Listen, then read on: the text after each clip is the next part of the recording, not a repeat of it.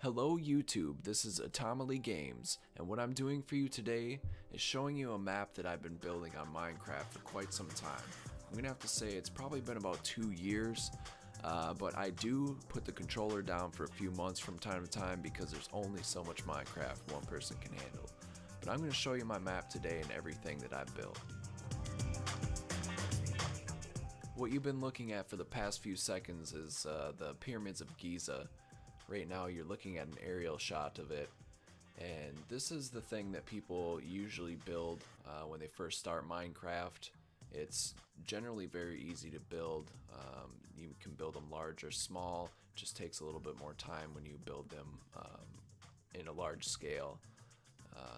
The reason why a lot of people build that at first is because it's essentially a square and you just build up and in. And if you look over here, there's a shadow on the ground, so you're assuming it's something large, and there you go. I built a UFO by some pyramids. Whether you want to look at that as crazy or not, I thought I was going to do it right. I was going to build a proper UFO and nothing too generic or cheesy. Everything else on the map is generally straightforward and sort of a historical significance. This was really the only thing, besides one other thing in the map that's coming up, that is sort of goofy, if you want to call it that.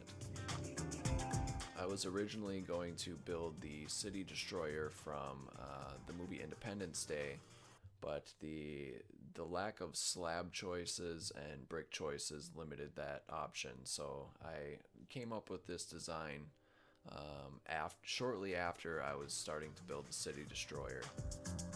I realized that I couldn't build anything black necessarily due to the fact that in this texture map there's no black slabs or black bricks or stairs for that matter, so I chose to go with stone bricks instead. The width of this is 220 bricks all around, so it was a fairly large project. Right here is 4 towers that I built. They consist of World Trade Centers 1 and 2, which unfortunately collapsed September 11, 2001, and the one World Trade Center or Freedom Tower that took these towers' places as the financial institution in New York.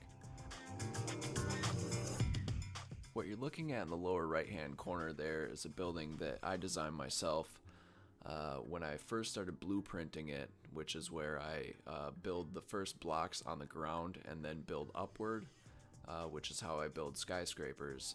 I was initially going to go for the Empire State Building. However, I decided to scrap the project and make a building that's essentially my own. I wanted to design something along with these other skyscrapers that would sort of fit in and resemble kind of an older style 20s or 30s building, and I think I accomplished that. The other buildings in the background kind of add a nice element to everything just because it blends into a nice skyline.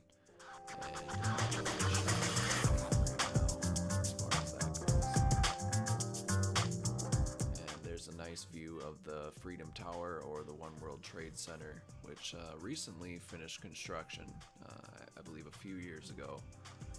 So, as I said before, that is what replaced the 2 World Trade Centers.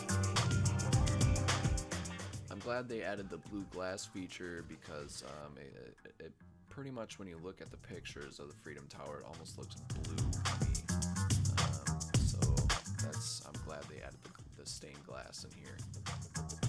And now we're taking the long trip up just to kind of give you a gauge of the scale that these buildings are. And we're taking a dip down.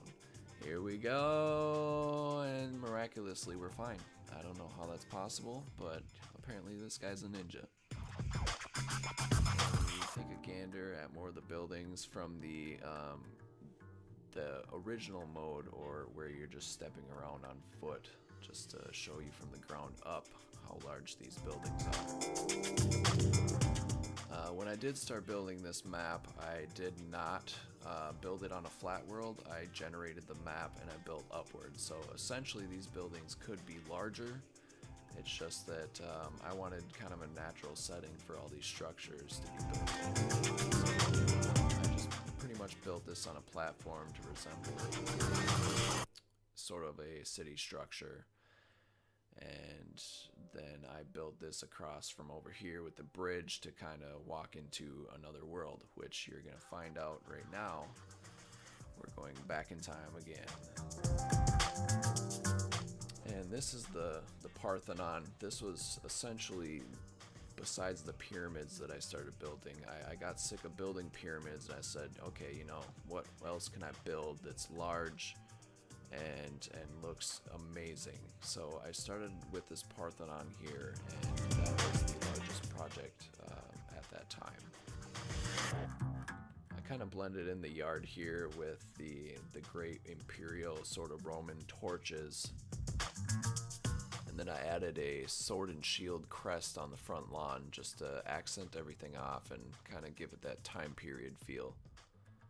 And right here we have the on-foot view again, just to show you what it's like going across the bridge and the scale of the building once again.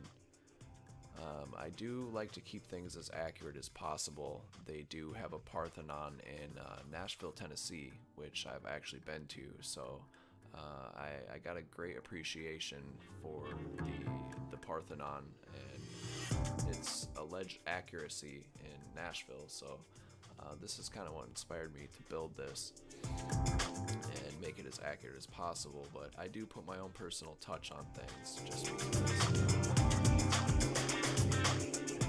And once again we have something from the ancient time in Rome, the Colosseum. And for this one I built sort of a garden out in front, just a peaceful, nice looking garden with waterfalls coming out from the actual walls surrounding the building. What I wanted to go for was kind of a contrast for the Colosseum being a place of sort of brutality, and then making the garden sort of a peaceful, serene place out in front of it. The planning of the garden took an extremely long time due to the fact that the shapes and everything didn't quite work out sometimes, so I would have to go back.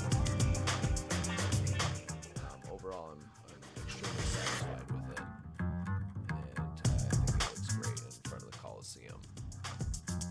And this is one of the beautiful things about Minecraft. You know, a lot of people think that Minecraft is a game for children, and largely it is, due to if you play survival, the story's extremely basic.